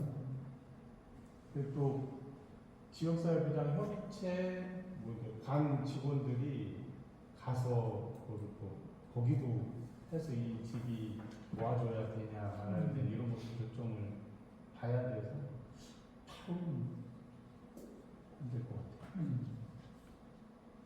실습 그러면 보도블록 해서 하는 걸로 했으니까 보도블록을 가상으로 해서 마당이 있으면 보통 한 5m에 한 10m 정도 된다라고 보면 가능하려나요, 마당이? 그쵸. 그 집은 좀 세모 모양으로 돼서 이렇게 또 오르막이 있어가지고 가로가 5m, 세로가 5m, 가로 5m, 세로 5m 그 저기에다가 그 보도블록이 몇 장이나 들어가고 어떻게 들어가는지 그 부분을 한번 같이 한번 해볼게요. 야, 이게 칠판이 없으니까요. 칠판이 어디 갔지? 있었어요? 예. 안 있어요? 있으면 좋은데.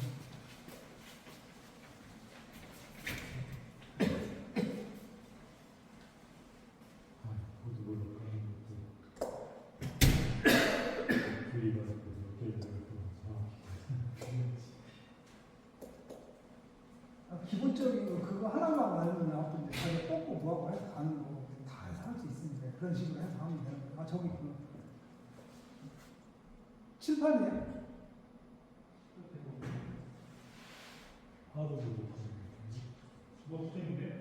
붙어 있으면 내가 쓸 수 있는 거 아니면 그거 갖고 오면 될 거예요. 네. 마카가 있어야 되는데. 마파도 있을 거예요.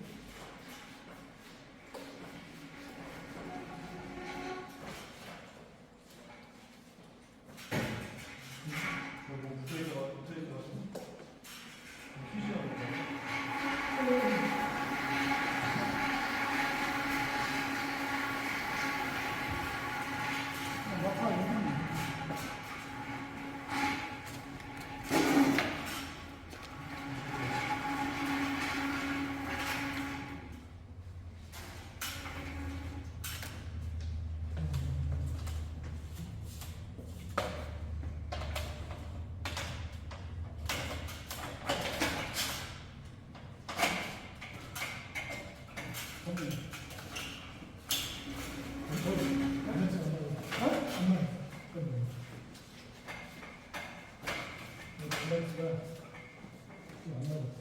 아랫게 안 맞는 것 같은데 아랫게?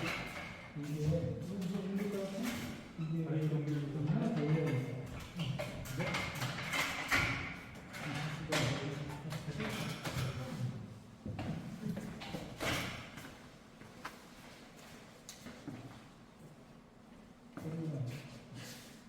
기울였네. 아유, 잠깐만. 이게 까졌어.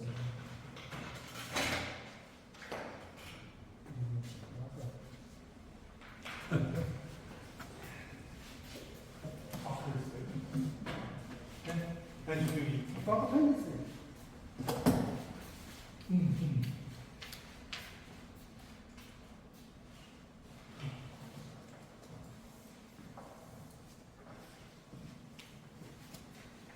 보도블록 수량 산출하기에 대해서 한번 해보실까요? 아니면 벽돌로 하실까요? 뭘로 하실까요? 보도블록 하기로 했어요. 보도블록. 보도블록 봐. 보도블록 벽돌 하기로 했어요.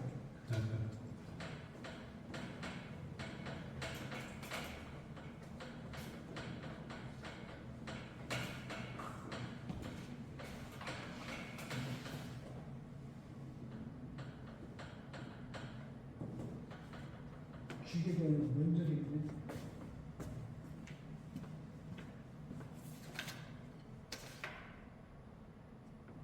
시원하네.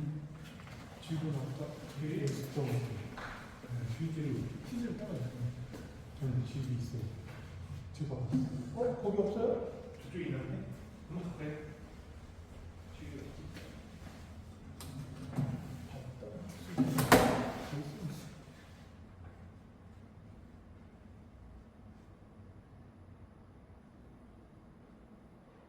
연말만 되면 보도블록이 자꾸 바뀌고 요즘은 못 받는 요즘은 보도블록이 참 좋은 게 옛날에 쪼만했잖아요.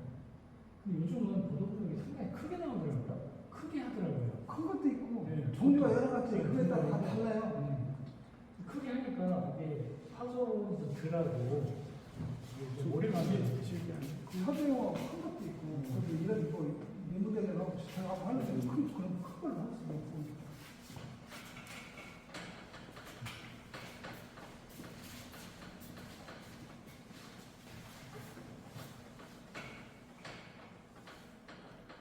그다음 몇 명? 10m? 5m. 과제는? 인터로피.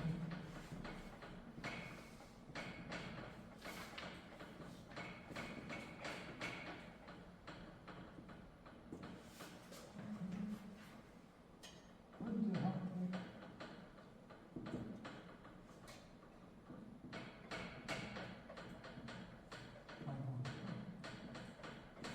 상태.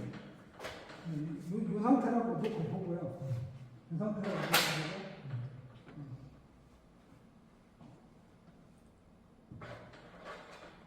인터로킹이 이게 제곱미터당 39장이나 이렇게 들어갔어요.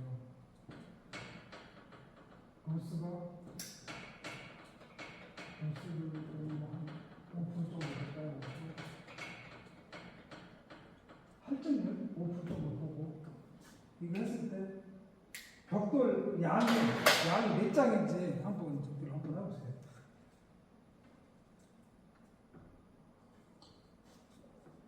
50제곱미터. 50제곱미터. 1제곱미터에 39장인가요? 네. 그러면 50배를 하면 50 곱하기 39 곱하기 1.05 하면은 그렇지. 자자는 깜빡이야.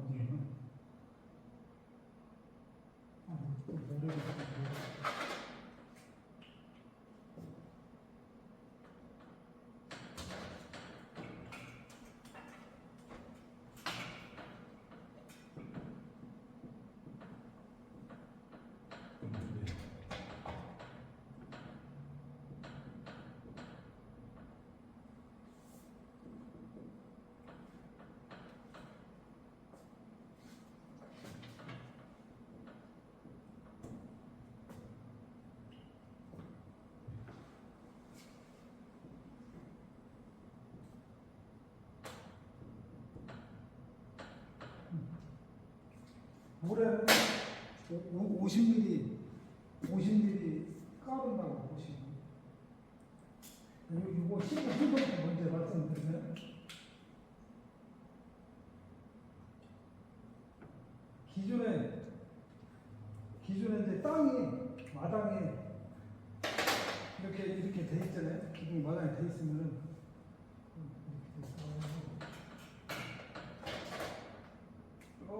조금 약간 이 정도 이렇게 마당에 돼 있다고 하면 우리가 이제 그 까는 높이가 있으면 거의 있는 상태에서 뭐 하는 거 무시를 하고 바닥을 빠듯이 정리를 해야 되잖아요. 그죠? 수평을 맞춰서 물구배를 잡아서 물을 흐르는 방향하고 딱 맞춘 다음에 일정하게 높이를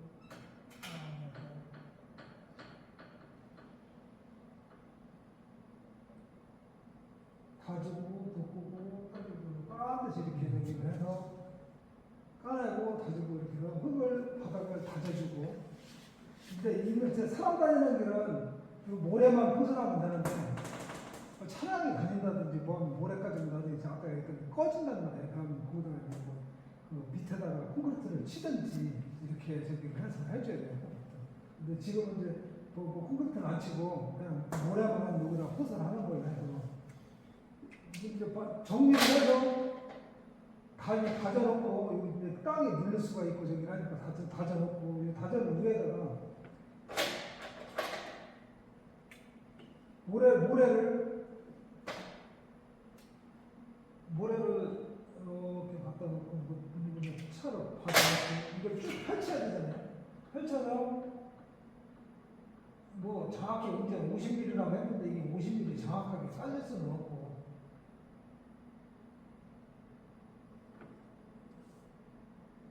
이렇게 50mm 정도 이렇게 깔아야 돼요. 쭉 하듯이. 그럼 전체 면을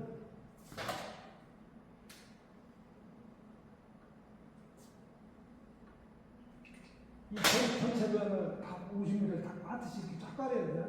처음에는 50mm를 어느 정도만 이렇게 깔아놓고 이 줄자라든가 이런 저기 같은 거 가지고 막 하듯이 이렇게 해가면서 레벨을 봐가지고 레벨을 표시를 해놓은 다음에 반드시 이렇게 해가지고 이 보드블럭 깔 수 있도록 쫙 펴야 돼요. 따뜻하게 이렇게 쭉 펴서 사용 상태로 이제 전체적으로 다 할 수는 없고 부분적인 이 부분이면 이 부분 정도만 크면은 한 이 부분 정도만 구성해서 반드시 정리를 해도 다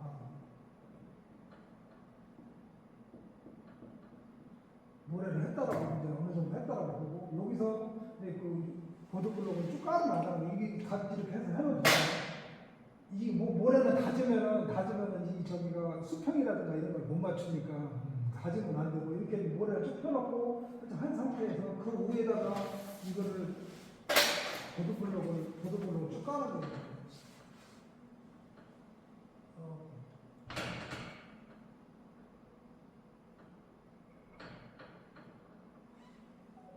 실제는 이렇게 빠듯이 안 돼 있죠. S자로 이렇게 돼 있는데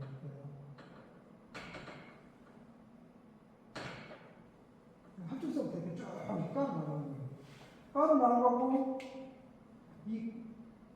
여기까지 이제 쭉 이렇게 깔아나갔다.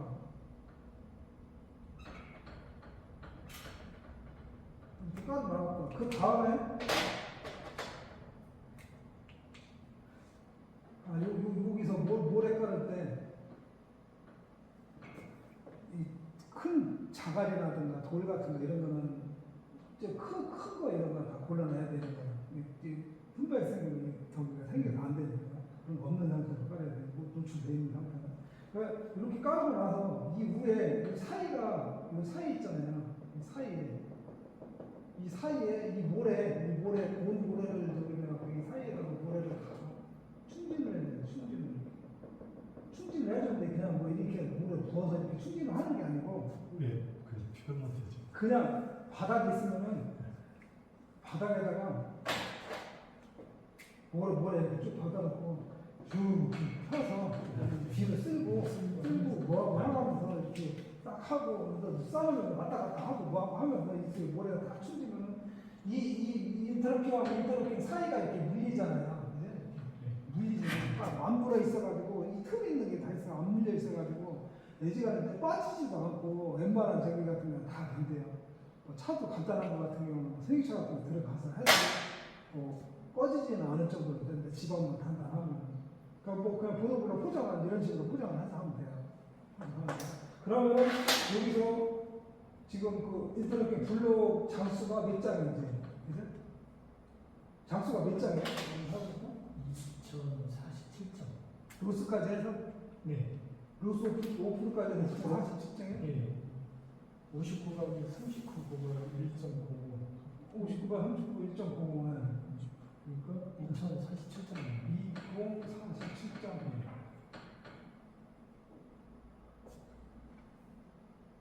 그러면 이게 이제 이만큼을 이제 배달을 시켜야 되잖아요. 그죠? 이만큼. 근데 이게 이제 조금 부족할 수도 있고 이 정도 되면 5% 정도 하면 부족하지는 않아요. 근데 이게 좀 부족했다 하다가 부족했다 사람 불러놓고 장비를 다 불러놨는데 이게 부족해서 일을 못한다 그러면 그냥 또 다시 해야 되고 하루 넘어갈지 그런 부분을 가만히 조금 여유 있게 이거 시킬 때 이렇게 뽑아놓고 이렇게 해서 했어도 진짜 이런 거 이 정도 같은 거 5%는 안 들어가는 이 정도 5%는 하면 충분해요. 조금 여유 있게 시켜서 했다가 나중에 갖다 반품할 수 있는 반품을 하든지 다른 거 쓸 수 있는 쓰든지 그리고 하다 보면 또 옆에 또 이렇게 해서 해야 되는 이런 경우도 있고 그래서 거기 뭐 장소를 뭐 잘 해서 갈 때 이렇게 준비를 해서 가야 되는 거죠. 보도블록은 그 업체에서 선정이 되면 가서 보고 갖다 주기까지는 한다고 했어요. 그러니까요. 이게 이거 보도블록 할 때 주문을 할 때 장당 얼마씩 이제 그 가격을 이렇게 하거든요. 원하는데 이거를 한 장 상차도가 있고 공장에서 상차하는 가격이 있고 이 현장에까지 운반하는 가격이 있어요. 운반도가 있고 또 하차도까지 있어요. 하차도.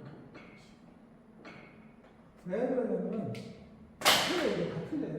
하차도는 이게 지게차로 내릴 수도 있고 사람 손으로 내릴 수도 있고 무거워서 여러 가지 못하면 그냥 지게차로 떠내는 게 낫고 가벼우면 손으로 하는 게 낫고 뭐 이거 좀 파손될 거 생각하면 덤핑해서 그냥 깨지는 가방에서 할 수도 있고 그러니까 어떻게 하느냐에 따라서 이 부분을 잘 저기를 해야 돼요. 손상 안 되게 해서 몇장 안 되고 할 것 같은 거 해야 되고 이 부분이 다 포함된 부분이에요. 이제 원래는 여기서 상차도에서 공장도가로 가가고 운반을 우리 차로 가서 공장에서 가져올 수도 있는 거고 그죠?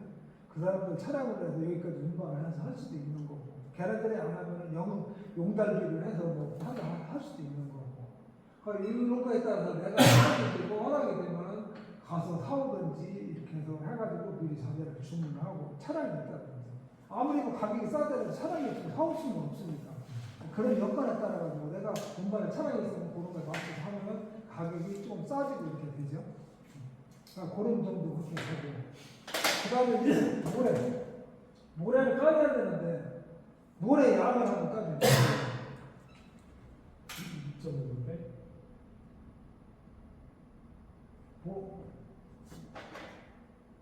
이 인터뷰부터 해서 같이 먼저 해보면 10m 곱하기 5m 곱하기 여기 이제 5%를 하겠습니다. 로스 그 할증 1.05 해서 2047이 나오는 거고요. 2047이 나오는 거고. 그 다음에 이제 모래 같은 경우는 이것도 뭐 10 곱하기 5 곱하기 0.05 이게 이제 왜 0.05 이렇게 되면 메타 이게 이제 이러면 메타수로 다 환산을 해야 되니까 0.05 이렇게 되는 거예요. 이렇게 되면 이게 몇 점? 네? 2.5인데 2.5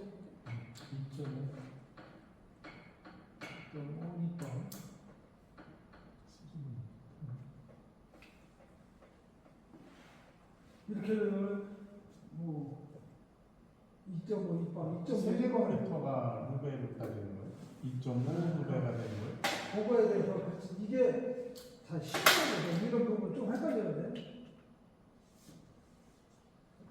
길이를 가로세로 높여 가로 곱하기 세로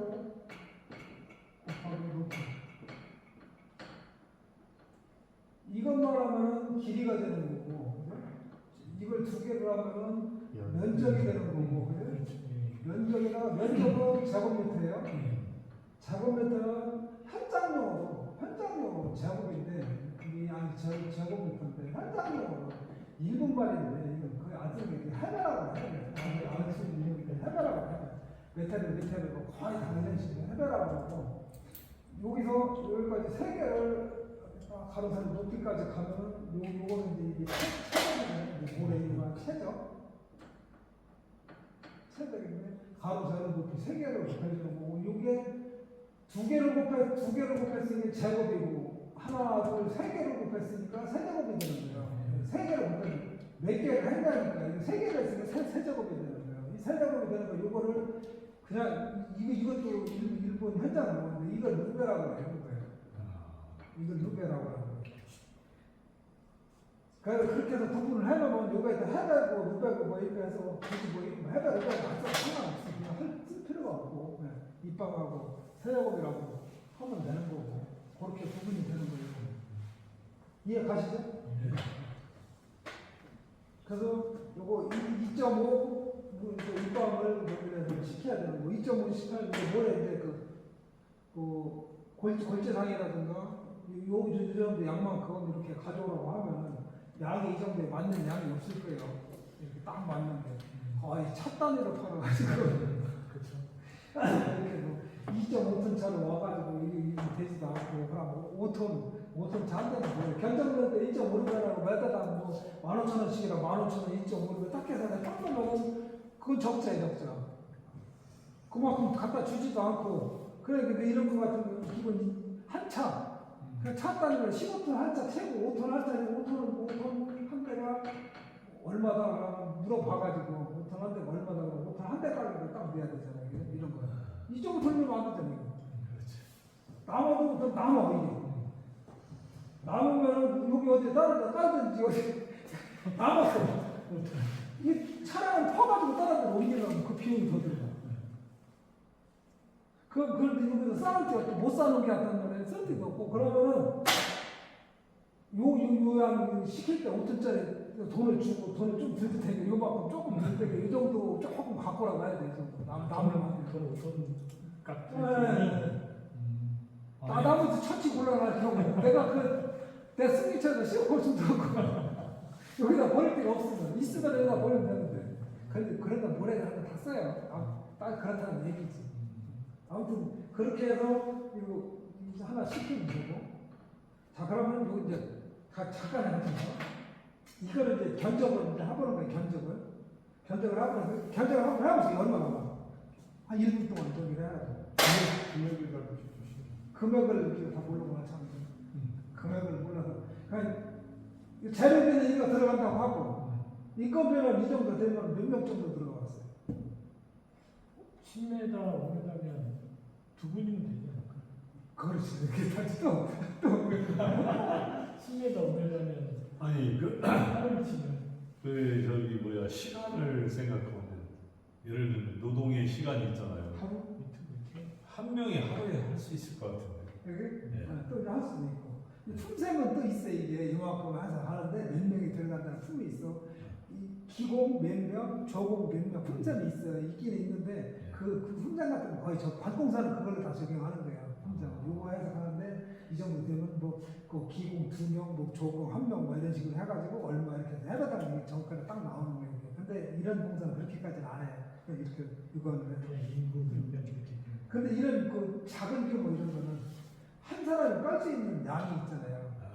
한 사람이 이만큼 5m, 10m 하더라도 한 사람이 어차피 하루 오면 이만큼 반나절 할때 뭐라도 하루 일당을 줘야 되는 거니까. 거기서 일당을 해서 계산할 수밖에 없어요. 기공 한 명에 조공 한 명이든지, 기공 한 명만 부르고 내가 다른 돈 해주든지, 그렇게 해가지고 기술자 한 명 25만 원, 조공 한 명 15만 원 이렇게 넣고 자재비 요거 다 해가지고 요거 50만 원 이렇게 해가지고 이 금액 거기다가 내 경비 한 20만 원 이렇게 다 더하면 얼마죠? 대충 한 100만 원이나 쳐. 100만 원이래. 한 500만 원을 쳐요. 500만 원을 치면 여기서 내가 이윤을 얼마를 볼 거냐. 이윤을 얼마를 보고 또 금액을 넣으면 금액을 가지고 나중에 협상을 해야 될 거 아니에요. 다른 사람 400만 원 들을 수도 있고 또 협상을 해서 주인하고 내가 500만 원 줬다 500만 원 턱하니 주는 게 아니니까 그런 것까지 감안해서 조금 저기를 했는데 플러스 알파 잘하는데. 플러스 알파를 할 수도 있고 나는 적정하게 이렇게 못 깎아준다고 해서 나는 그런 분들 100만 원 해서 600만 원 해서 나는 1원짜리 한 번 못 가지고 600만 원 딱 줘야 된다. 그거 아니 못한다. 해서 할 수도 있고 한 650이나 넣어가지고 아니 사장님 한 50만 원 내고를 해드릴게요. 이렇게 해서 잘 아는 척이고 하니까 이렇게 좀 깎아서 아시죠. 그렇게 해서 할 수도 있고 그죠? 그렇게 해서 이제 금액이 이제 결정이 되는 거예요. 견적을 그렇게 해서 넣는 거고 내가 소신껏 해서 이렇게 넣는 거예요. 맞죠? 이제 이런 것 정도 하나 정도 이렇게 해서 가면 견적 금액을 넣으실 수 있겠죠. 이거 이제 이거 지금 하면 되는 거 이게 어렵게 생각하실 것 같고 만약에 벽도 불을 불었고 양을 모른다. 그럼 가로 세로 몇 미터인데 그 가게에 가로 세로 몇 미터인데 몇 장 정도 들어가고 그거 하는데 얼마예요? 물어보면 또 다 알아요. 몇 장, 한테 빠져 운반하는데 얼마 정도 몇 장에서 현장까지 갖다 주는 게 얼마인가 이렇게. 요 결제할 때는 현장까지 결제 내려주는 것까지 다 감안해야 돼. 내려놓는 것까지. 지게차 비용 들어가면 지게차 비용 한 7만 원, 10만 원 넘는 데는 막 이렇게 들어가니까 그런 것까지. 내가 내려놓는 거. 그렇게 감안을 해서 총액적인 걸 판정을 해서 하면 되는 거예요. 어느 거 이런 것들. 여기서 중요한 부분이 뭐냐면 하다가 자재가 부족했다. 그 온 사람들 인건비하고 장비 같은 거 이렇게 불러놨는데 자재가 부족해서 일을 못했다. 그러면 이 에러가 생기면 손해가 크다는 거죠. 그런 부분 잘 정리해서 해야 되고 미리 그 관리를 해서 하실 때 예정도까지 이렇게 해서 딱 해서 만약에 정확히 안 뽑아보고 이렇게 해서 뭐 이 정도까지 해보고 일하는 사람들하고 해서 자재 남은 양하고 해서 부족하지 않겠냐고 이렇게 물어봐가지고 혹시라도 자재 혹시라도 부족하지 않겠냐 이렇게 물어봐서 부족하다가 누구를 한 명씩 얼른 가서 사갖고 라고 얼른 갖고 라고 해서 그날 있는 데 마감을 시킬 수 있는 조치를 빨리 취해줘야 돼. 미리 판단을 해가지고 할 수 있는 거. 그런 관리 같은 거 이런 걸 해주시면 되는 거예요. 자, 요거는 이 정도로 마무리를 정리를 해서 이렇게 정리를 하는 걸로 하고 오늘 이거 하는 거에 대해서 혹시 뭐 궁금한 사항이라든지 이런 사항이 있으시면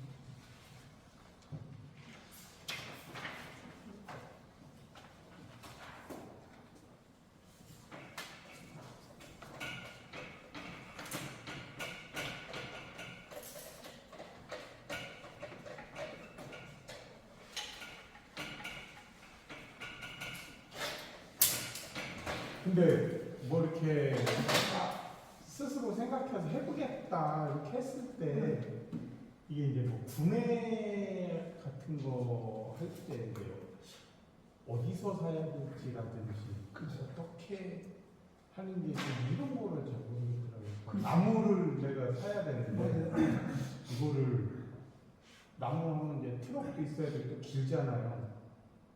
맞아요. 그런 거 이거를 사오려면 어디서 사와야 될지. 맞아요. 그런 걸 몰라서 네. 못하는 거예요. 그게 이제 업자하고 비업자하고 차이가 그런 그 사람들은 그걸 알거든요. 싸게 사오는 것도 아니고 그런 데는 아는 거고 이 사람은 이제 모르는 거고 같은 물건을 똑같은 걸 하나를 제작하고 만들더라도 하나에 따라가 정가가 다 틀린 거예요. 어떤 사람은 도매상에서 싸게 사오는 사람이 있고 어떤 사람은 남는 자재에서 해서 쓸 수도 있고 뭐 한 사람은 막 차떼기로 받아가지고 하는 사람도 있을 수 있을 테고 그런 부분 찾아가지고 물어봐야 되고 자 그래서 지금 말씀하신 대로 자재를 구입을 하든지 누구를 뭐 하든지 하는 부분에 있어서 그 이제 인프라든지 확인하는 건데 가장 좋은 방법은 뭐냐면 나중에 가서 무슨 문제를 뭐 하면 이 관련된 저기를 해가지고 내가 지정을 하든 뭘 하든 그 관련 업체한테 소개를 받아가지고 견적을 받아봐야 된다. 견적을 받아봐요. 견적을 받으면서 거기서 이렇게 얘기하면서 서서히 더블 물어봐요. 견적을 받으면 거기서 무슨 자재 얼마 뭐 이렇게 나오고 양 같은 거 나오고 이렇게 해서 그런 식으로 넌지시 이렇게 해서 하면은 뭐 물어보면 알려주는 사람도 있을 테고 또 이제 관련된 이런 저기들한테 물어보면 되시고 전문가들 그 하는 업체들이라든가 이런 사람들 다 알으니까 목재는 목재상에 가서 하면 되고 뭐 지금 쓰라이트나 썬라이트 같은 거 이런 거는 뭐 철구점 같은 데 가면 있는 거고 렉산이라든가 이런 걸 가면 지금 렉산 하는 철구점을 하는 데라든가 렉산 같은 거 전문적으로 파는 데에 다 있고 그래도 없으면은 철물점 좀 큰 데다가 그런 재질 얼마 정도 되는 거 구해달라고 하면은 그 사람들은 구해와가지고 거기다가 10%딱 붙여가지고 딱 넘겨주겠죠. 없으면은 그렇게라도 해서 사야 돼요. 차이는 그런 차이예요.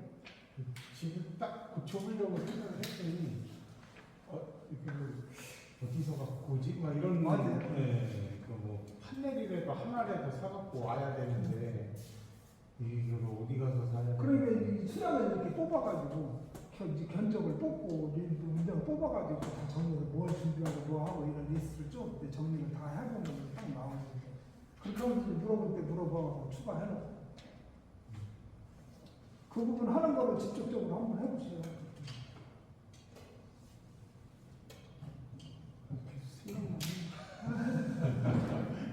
잘 실행이 안 되는.